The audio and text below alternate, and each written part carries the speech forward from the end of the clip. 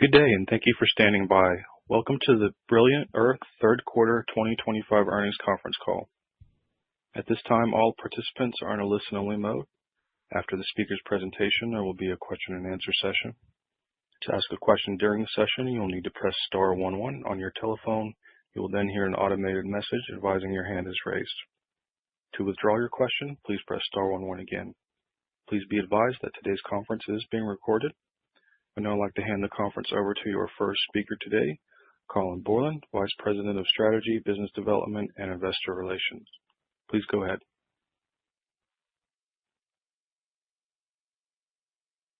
Thank you and good morning, everyone. Welcome to the Brilliant Earth third quarter 2025 earnings conference call. My name is Colin Borland, Vice President of Strategy, Business Development, and Investor Relations. Joining me today are Beth Gerstein, our Chief Executive Officer, and Jeff Kuo, our Chief Financial Officer. During today's call, management will make certain forward-looking statements within the meaning of the Private Securities Litigation Reform Act of 1995. These forward-looking statements are subject to risks and uncertainties that could cause actual results to differ materially. Please refer to our SEC filings for a description of the risks that could cause our actual performance and results to differ materially from those expressed or implied in these forward-looking statements. These forward-looking statements reflect our opinion only as of the date of this call, and we undertake no obligation to revise or publicly release the results of any revision to these forward-looking statements in light of new information or future events unless required by law. Also, during this call, management will refer to certain non-GAAP financial measures. A reconciliation of Brilliant Earth's non-GAAP measures to the comparable GAAP measures is available in today's earnings release, which can be found on the Brilliant Earth Investor Relations website. I'll now turn the call over to Beth. Good morning, everyone, and thank you for joining us today. As always, we're pleased to share our third quarter results with you, and this quarter is more special than usual, as it marks the 20-year anniversary of Brilliant Earth's founding. 2 decades ago, Eric Grossberg and I set out to create a company that reimagined our industry with impact at its core. Over the years, we've created industry-leading practices that set new standards for how jewelry is sourced and manufactured, and we have revolutionized how consumers shop for and experience jewelry with a highly personalized and seamless omnichannel shopping experience. I am incredibly proud of our achievements over the past 20 years, and today's results reflect both the consistency and the resilience with which we've built our company. We've built something truly extraordinary that has redefined what luxury means, creating a globally loved brand with beautifully designed collections, and we've shown that purpose and profit can be a powerful force for good. We've been able to do this with an innovative, asset-light, data-driven business model, while achieving consistent profitability quarter after quarter. As we look to the next 20 years, our optimism and ambition are as strong as ever. As one of the largest standalone jewelers, we are uniquely positioned to continue challenging the status quo, capturing market share, and leading the transformation of the highly fragmented $350 billion jewelry industry. And now, turning to our third quarter performance, I'm pleased to report that we delivered exceptional results across the board. Our net sales grew 10% year over year, surpassing our guidance and exceeding expectations. This strong performance included a return to growth in engagement ring bookings, our largest quarter ever in wedding and anniversary band bookings, and an impressive 45% year-over-year growth in fine jewelry. We believe that we are continuing to outpace industry growth and build brand awareness. And we were able to do this all while delivering another quarter of profitability, with Q3 adjusted EBITDA landing at $3.6 million, near the midpoint of our guidance range. I'm particularly proud of how we delivered this profitability with 2 key operational advantages that demonstrate the strength and differentiation of our business model. First, we showed our ability to maintain strong gross margins despite facing some of the most challenging input cost pressures our industry has ever seen. During the quarter, on average, Gold and platinum prices were up approximately 40% year over year, at or near all-time highs, while we also navigated new industry-wide tariff impacts. Despite these significant industry-wide headwinds, we maintained our gross margin within our medium-term target range of the high 50s. This speaks directly to the strength of our geographically diversified supply chain, our strong vendor relationships, our price optimization engine, and our ability to adapt quickly in dynamic environments, advantages that truly set us apart from competitors. Second, we achieved remarkable marketing efficiency, driving 300 basis points of year-over-year marketing leverage while still increasing traffic and delivering double-digit revenue growth. Our ability to continually optimize our model and to leverage technology, including AI and machine learning, has enabled us to keep refining how we allocate our marketing spend, while also driving increased awareness and quality traffic. Now, let me take you through some other highlights from the quarter. For Q3, total orders grew 17% year over year, while repeat orders grew 16% year over year, demonstrating strong brand resonance in attracting new customers, as well as driving long-term customer loyalty. As you know, engagement rings are an important first purchase for our customer, as well as a meaningful portion of our sales. Over the past several years, you've heard me speak about the multi-year market normalization following the peaks in engagements during 2021 and 2022. I'm thrilled to share that this quarter marks an inflection point in our engagement business with a return to year-over-year bookings growth. We've also seen continued stabilization in engagement ring average selling prices, with sequential ASP growth in the last 2 quarters this year. This reflects the strength of our brand positioning and product assortment, especially our exclusive signature collections. These signature collections, exclusive collections that we are known for, grew nearly 3 times faster than our total engagement ring assortment. This tells us that customers are increasingly seeking Brilliant Earth as a design leader for one of the most meaningful purchases in their lives.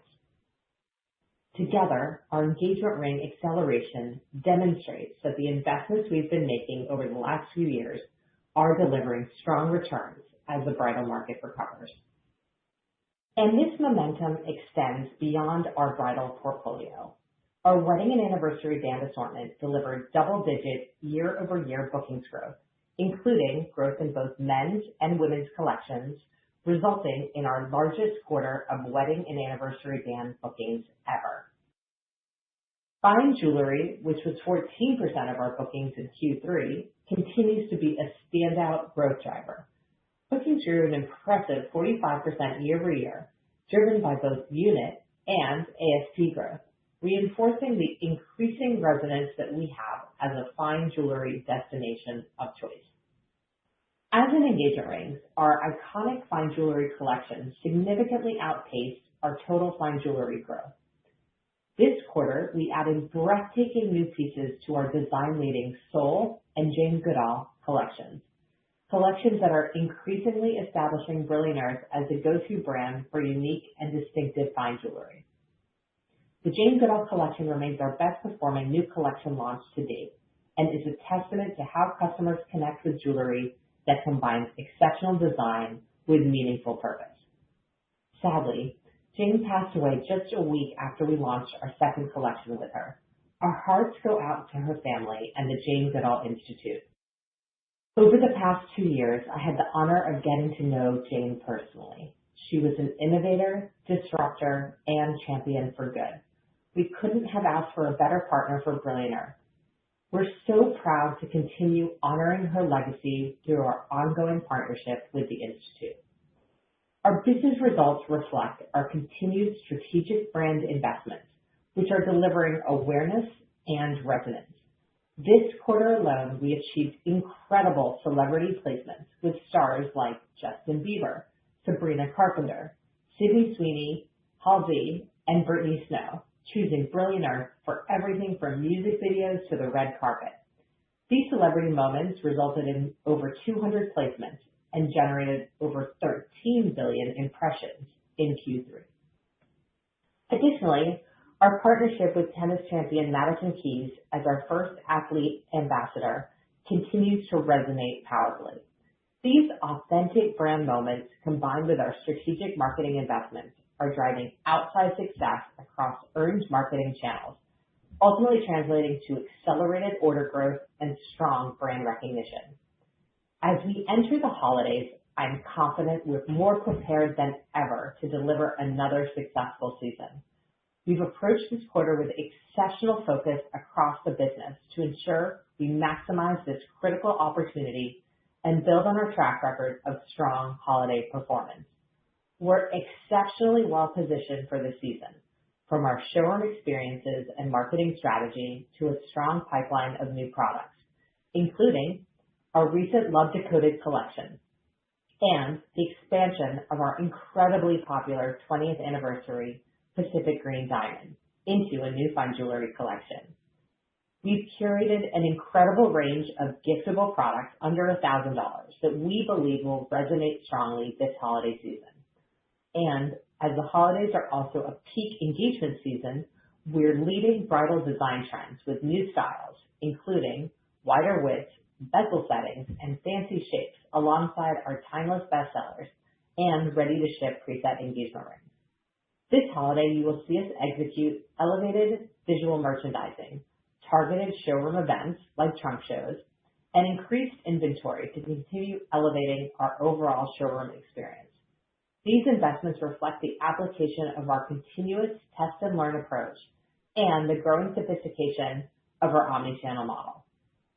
Our captivating Delight in the Details holiday campaign celebrates the artistry and craftsmanship behind our jewelry through whimsical illustration by renowned French illustrator Geoffroy de Crousset, capturing both the precision of our collections and the joy of the season. We're still early in the season, but I'm pleased with the performance we're seeing across the business through October, including year-over-year bookings growth in engagement and wedding and anniversary bands, strong outperformance in fine jewelry, and year-over-year growth in both new and repeat orders. While metal prices and tariffs continue to present industry-wide headwinds, our agile, data-driven business model and globally diversified supply chain position us to navigate these challenges and deliver successful business performance this holiday season, just as we've done throughout the year. Before I hand the call over to Jeff, I want to thank our incredible team, whose dedication and execution continue to drive these outstanding results. This is just the beginning of what we can achieve as we leverage our 20 years of expertise of designing beautiful collections, driving brand strength, and executing with industry-leading operational excellence to capture the enormous opportunity ahead in the global jewelry market. Thanks, Beth, and good morning, everyone. As Beth mentioned, we're pleased to report Q3 results where we continue to successfully drive our strategic initiatives, deliver strong top-line growth, and continued profitability and cash generation. Let me take you through the details for Q3. Q3 net sales were $110.3 million, up 10.4% year over year, exceeding the top end of our guidance range by approximately 40 basis points. Total orders grew 17% year over year, and repeat orders grew 16% year over year in the third quarter, demonstrating the effectiveness of our customer acquisition and retention efforts and the resonance of our brand and products with consumers. Average order value, or AOV, was $2,209 in Q3. This represents a decline of 5.5% year over year in Q3 and up 6.5% quarter over quarter. Our AOV reflects the great success we have had broadening our overall assortment, including strong performance in our fine jewelry collection, which carries a comparatively lower price point, growth in engagement rings, and the increases that we've seen in engagement ring ASPs this year. Q3 gross margin was 57.6%, within our medium-term gross margin target in the high 50s and a 320 basis point decline over Q3 last year. We were able to drive this robust gross margin even in the face of record gold and platinum prices and dramatic changes in the tariff environment that were not included in our Q3 guidance. This highlights the agility and resilience of our business model, including our data-driven approach to decision-making and our globally diversified supply chain. We delivered Q3 adjusted EBITDA of $3.6 million, or a 3.2% adjusted EBITDA margin, within the midpoint of our guidance range, driven by our compelling gross margins, significant year-over-year marketing leverage, and overall OpEx discipline. This marks our 17th consecutive quarter of positive adjusted EBITDA and highlights the strength and sustainability of our business model. Q3 operating expense was 58.1% of net sales compared to 61.9% of net sales in Q3 2024. Our disciplined management of expenses, while also driving growth and investing in the business, is strongly demonstrated in the 380 basis points of leverage year over year. Q3 adjusted operating expense was 54.4% of net sales compared to 57.3% in Q3 2024. Adjusted operating expense does not include items such as equity-based compensation, depreciation and amortization, showroom pre-opening expenses, and other non-recurring expenses. Q3 marketing expense was 23.7% of net sales compared to 26.7% of net sales in Q3 2024. This represents approximately 300 basis points of year-over-year leverage, demonstrating our capabilities to drive significant marketing efficiencies while delivering strong top-line growth ahead of expectations. Employee costs as a percentage of net sales were higher in the third quarter by approximately 30 basis points as adjusted year over year. This includes growth in showroom employees, including from newly opened showrooms, as we continue to strategically focus on our showroom expansion. Other G&A as a percentage of net sales decreased year over year by approximately 20 basis points as adjusted for the quarter, as we continue to prudently invest in our business while driving strong top-line growth. Our year-over-year inventory grew approximately 28%, principally as a result of strategic procurement opportunities in Q3 to purchase inventory at advantageous prices in light of the current tariff environment, as we did in Q2. Even with this year-over-year increase, our inventory turns continue to be significantly higher than the industry average, and we maintain conviction that the agility of our data-driven, capital-efficient, and inventory-light operating model continues to be a compelling competitive advantage. We ended the third quarter with approximately $73 million in cash. On a trailing 12 months basis, we've generated approximately $12 million of free cash flow, demonstrating our ability to generate cash. And on a pro forma basis, adjusting for the one-time dividend and distribution of approximately $25 million completed in Q3, net cash would have ended the period approximately $4 million higher year over year. As you know, our Q3 results also include paying down our term loan, leaving us with no debt on the balance sheet. In Q3, we spent approximately $96,000 repurchasing our common stock. This takes our total spend on stock repurchases to date to approximately $1.1 million as of the end of Q3. Turning to our outlook for fiscal year 2025, we are raising our full year net sales guidance to 3 to 4.5% growth year over year. Drivers include improvements in engagement ring bookings year over year performance, strong fine jewelry performance, coupled with the fact that Q4 is the seasonally biggest fine jewelry quarter, and the growth and annualization of our showrooms. In terms of year-over-year comps, our guidance also considers the fact that 2024 Q4 year-over-year net sales were comparatively stronger than 2024 Q3. For full-year adjusted EBITDA margin, we expect that to be approximately 2 to 3% as we continue to manage for strong gross margins, drive marketing leverage for the year, and balance making investments with driving near-term profitability. For Q4 gross margin, we do expect some impact from gold and platinum spot prices, which are both near all-time highs, with gold and platinum spot prices up 19 and 20% respectively, just in the time from our last earnings call to the end of October. We are also now incorporating the additional 25% tariff on India announced in August 2025. We continue to believe that we are better positioned than most to nimbly navigate this environment with our agile, data-driven approach and globally diversified supply chain. As mentioned before, we expect to drive year-over-year leverage in marketing spend for the year, including through the use of AI and machine learning to capture efficiencies.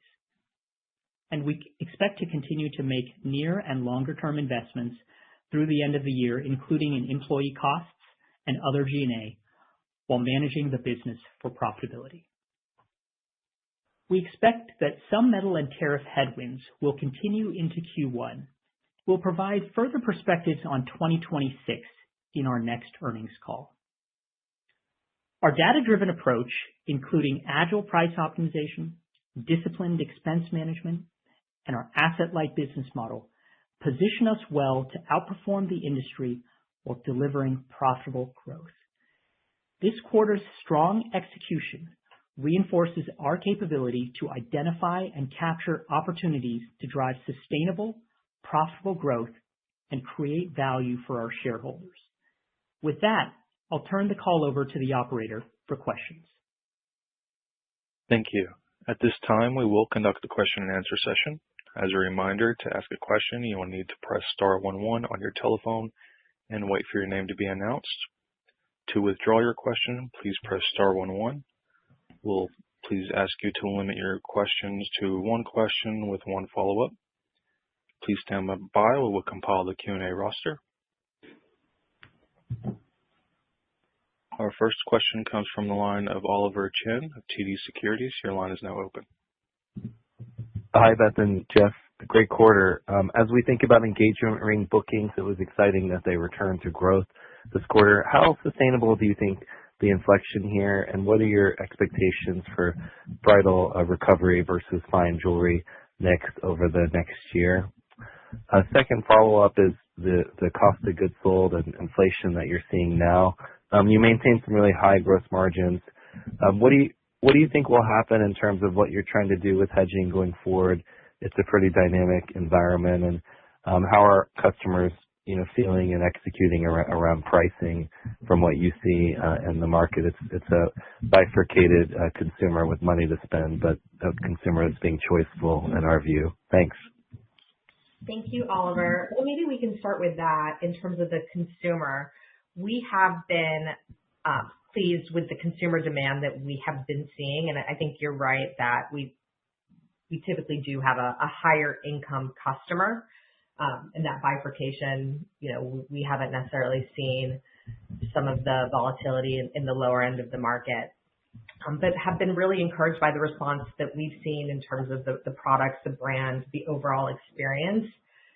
So, generally speaking, we're pleased with what we're seeing on the consumer side. As it relates to kind of the mix that we're seeing around the assortment, I think what we were really excited about during the quarter is just strength across the assortment. So from engagement rings to wedding bands and anniversary rings to fine jewelry, we really saw strength kind of across all of what we were intending to do. And that was, I think, something that we were excited by as well. I think engagement rings, we were really happy to see that bookings increase. And I think you remember last quarter we saw the unit increase as well. So, we're not going to quote unquote call it. We do recognize there are puts and takes in any given quarter as it relates to bridal recovery, but we are pleased with what we are seeing, and we expect to continue taking share, outperforming the industry with the broader market as it continues to recover. We feel we're very well positioned. And then I would just say we continue to think we have very strong fine jewelry opportunity. It's a massive market. The growth that we're seeing is extraordinary, with plus 45% in Q3, and we continue to think that there's an outsized opportunity there across all of our channels. So I would expect to see that mix continue to increase. Jeff, I don't know I think maybe why don't we stop it there? Thanks a lot. Best regards. Thanks, Oliver. Thank you. Our next question comes from the line of Anna Glaessgen of BRLT Securities. Your line is now open. Hey, good morning. Thanks for taking my question. I'd like to start with the shift in adjusted EBITDA margin guidance. Could you put a finer point on how you're contemplating the various headwinds between the metals pricing and the incremental tariffs, and to what extent you've taken price already to help compensate for some of these, or could that be layering onto the model in the future? Thanks. Maybe I can start a little bit on the price. As you know, we continually optimize on our pricing. It's basically part of the test and learn culture that we have as a company. I will say that we've taken selective pricing increases, and I think especially as we're leaning more into signature styles that are proprietary to Brilliant Earth, we've seen strong demand even as we've been increasing some of those prices. So generally speaking, I think we're on the journey. Q4 we find to be a more promotional season, so I think as we're thinking about price increases, we're much more selective as it relates to the Q4 environment. But generally speaking, I think we've done a really good job in terms of being able to absorb some of the costs, especially in Q3. If you look at how costs increased throughout the quarter, and yet we were still able to maintain that the margin that we expected and gave guidance to. I think that's a testament to the strong operational excellence that we have in order to do so. So Jeff, maybe you can talk a little bit about adjusted EBITDA guidance. Sure, be glad to. And I think I'd just like to build on what Beth was saying, in that we're able to adapt and adjust very quickly to dramatic changes in input costs, and you can really see that in the success of our Q3 results. We are factoring in ongoing metal and tariff changes into our Q4 guidance. As you know, both metal and tariff costs continue to change significantly since our last earnings call. As I mentioned, gold and platinum were up at 19-20%, even in time just since our earnings call to the end of October. And we're also now factoring in the 25% additional India tariff, which went into effect in August. And so I think those factors are significant. We're able to adapt and mitigate significantly. For outlook for a gross margin for the quarter, we do expect a similar year-over change in gross margin as we saw in Q3, as we continue to work to mitigate these changes that we're seeing. And we do believe that, over time, we have additional tools at our disposal to continue to adjust and be nimble and really deliver strong top line and gross margin performance. And we think that we're better positioned than most. And results that we've demonstrated over the last couple of quarters, I think, are a real great illustration of our agility. Thanks. Turning back to the bridal category, could you remind us what the typical lag is between engagement and wedding bands, if there is one? Just trying to think through if there's a possible tailwind into 4Q and beyond from the inflection in the engagement in 3Q. Thanks. Sure. I would say that typically people get married about a year after they get engaged, and there's a very wide range there, including people who will buy a matching set up front. But that's typically what the profile looks like. Thanks. I'll hop back in the queue. Great. And I think the only thing I would add also is just that we're seeing nice repeat behavior. And so it's very important for us to be able to convert that engagement ring customer to wedding band and then nurture them to other life stage moments. And so we're happy to see the repeat business that we've been seeing. And I think it's a testament to a lot of the activities that we're doing to drive brand loyalty. Thanks. Thank you. Our next question comes from the line of Ashley Owens of KeyBanc Capital Markets. Your line is now open. Hi, great, thanks, and good morning. Maybe just to start, Jeff, could you talk a little bit about the top line guidance for the full year? I know comp, and then just backing into 4Q as well. I know comp isn't as favorable as 3Q, but I believe we're looking at a range of about 2 to 7% top line growth in the quarter, if my math's correct. Just anything to call out in terms of headwinds you're embedding, then any insight as to how we should bridge between those two goalposts. It sounds like October is off to a good start, if I'm not mistaken. So is there some caution embedded in that top line number? Thank you.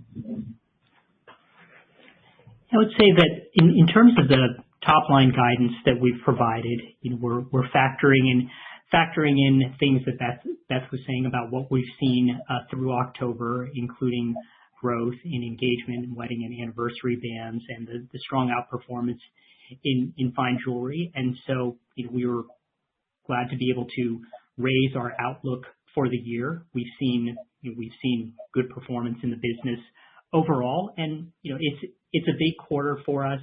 The bulk of the holiday still lies ahead, so there's naturally some range in terms of possible outcomes. But I think we've seen strong performance. We're glad to see the inflection in engagement rings, and we think that we're very well positioned to deliver a strong holiday. And I would just add that the comps on Q3 were a little bit weaker than Q4 as well. So that's something that we factored in. Okay, gotcha. And then just as a follow-up, I noticed AOV declined less sharply this quarter. I think it was mid-single digit declines versus the double digits we've been seeing for a few quarters now. How much of that improvement is driven by engagement recovery versus a broader normalization within that KPI? And then just as we look ahead, should we think of mid-single digit declines as a more sustainable run rate moving forward? Jeff, do you want to take that one? Yeah, I would say that factored into that is that, of course, underlying we've had outperformance in fine jewelry, which is a comparatively lower price point. We've seen that nice inflection in terms of engagement rings, and so that's contributing as well to the overall AOV mix. And I think one other thing that's noteworthy is just the sequential increases in engagement ring ASPs that we've seen in each of the last couple of quarters, and I think that really speaks to how people are resonating with our brand and our products. And so we don't have a specific number out there in terms of forward-looking AOV percents, but we do think that those factors like growth and success in fine jewelry will continue to contribute to what happens to overall AOV, and we're glad to see the strength that we're having in engagement, both bookings and ASP. Okay, great. Thank you. I'll pass it along. Thanks, Ashley. Thank you. Our next question comes from the line of Dylan Carden of William Blair. Your line is now open. Hi, Beth and Jeff. This is Anna on for Dylan Carden. Thanks for taking our question. Could you just elaborate further on what efficiencies you're seeing in marketing to allow better sales and leverage in that line item? Thank you. Yeah, thanks, Anna, for the question. We were really pleased to see the marketing efficiencies. As you picked up, we had about 300 basis points of marketing leverage. And I would say that, we've driven this efficiency in a variety of different ways. We've been getting smarter about the allocation of spend across channels. We have a lot of sophistication across our team with machine learning models to help drive increased site conversion. We're seeing strength in the showrooms, which are always a nice lever there as it relates to driving marketing efficiencies as well. So overall, we were really happy to see that we had such strong sales growth, even as we were able to be much more efficient about deploying our marketing spend and continuing to drive that brand awareness that's so important strategically for us. Great. Thank you. I'll pass it along. Thank you. As a reminder, to ask a question, you'll need to press star 11 on your telephone and wait for your name to be announced. For our next question, we welcome back Oliver Chan with TD Securities. Please go ahead. Hi, thanks, Beth and Jeff. The cash position is also attractive and brilliant. What are your capital priorities as you think ahead, as you think about marketing versus collections and international expansion in terms of cash and CapEx? And then on this quarter that we just had, what factors drove the upside in terms of find versus engagement or existing versus new customers, if there were factors that you'd call out? Thank you. Sure. Well, maybe I can start with that. Overall, I feel like we've been doing a really fantastic job in terms of driving an optimized, curated assortment. So the products that we're offering are really resonating with our customers, both in terms of the key diamond collections, those essentials that everybody wants in their jewelry box, as well as the designs that we're increasingly known for with our iconic new collections, with, for example, our Soul expansion, the Jane Goodall collaboration. All of those, I think, were really received very well by our consumers. And I think the marketing campaigns that we do behind them have been also a standout and help really break through and are resonant in today's environment, especially for that key consumer that we have. So, really in terms of driving upside, it was fine. In fine jewelry, it was repeat, it was new, it was really across the collection. So I would say that there were bright spots all around. As it relates to how we think about our investments, maybe I can start, and Jeff, you can please add on. I think you're right that we have a really strong balance sheet with a nice cash position, so that gives us a lot of flexibility, and we continue to invest in opportunities that we see a strong return on investment. So that continues to be expanding our showroom footprint, looking at how we drive brand awareness, but we do it all with a very keen eye towards that ROI. So we have high benchmarks. We continue to see opportunity to invest and have seen good returns on those investments. But, I would say that that's really how we think about overall that allocation going forward. Okay, and on the lab diamond trends that you're seeing now, lab's been an important gifting factor and more. What are the latest lab diamond demand and pricing trends that you'd highlight in your forecast for how that market is growing? Thank you. Sure. Well, what I would say about the lab diamond products is that, there's very wide consumer awareness at this point. I think consumers love the product. On the fine jewelry side, we see a lot of opportunity there and have seen really nice sales growth as it relates to the lab-grown assortment. I think it provides accessible price points for consumers, and that's why you see so many tennis bracelets and more, I think, embracing some of the fine jewelry trends with layering, multiple earrings, etc. So overall, I think that it's been great at expanding that accessible market, and because we've been leaders introducing lab diamonds, over a decade ago, I think we've been at the forefront of that. I think one more thing I would just add is that I mentioned we're really excited about the holiday season. Part of that is we've curated an exceptional collection under $1,000, and I think the lab diamond component of that is really exciting. That was the last question, Beth. On this holiday, you called it out. Why was this different this year, or what are your thoughts on the environment that make it conducive to the strategy you're speaking to? sure it's necessarily different. I just think that we continue to see opportunity, and we're very prepared in terms of the holiday season.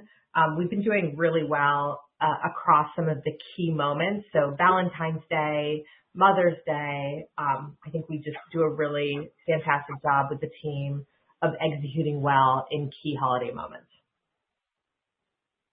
Thanks a lot. Best regards. Thank you. Thank you.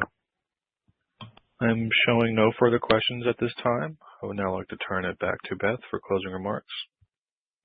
Thank you, everyone, for joining us for our Q3 quarterly call. Hope you all have a fantastic holiday, and we look forward to talking to you in Q1. All right. Thank you for your participation in today's conference. This does conclude the program. You may now disconnect. Thank you.